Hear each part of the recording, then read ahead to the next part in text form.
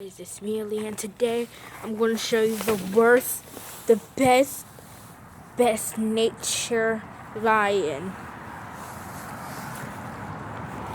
This is the perfect way to describe it.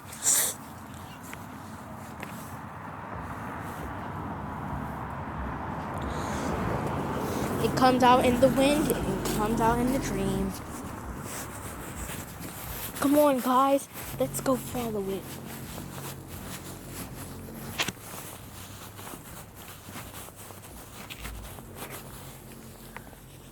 The best way that it goes is right here.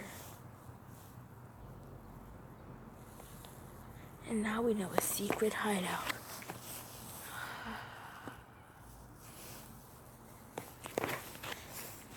That's it for today, guys, on the Nature Explorer.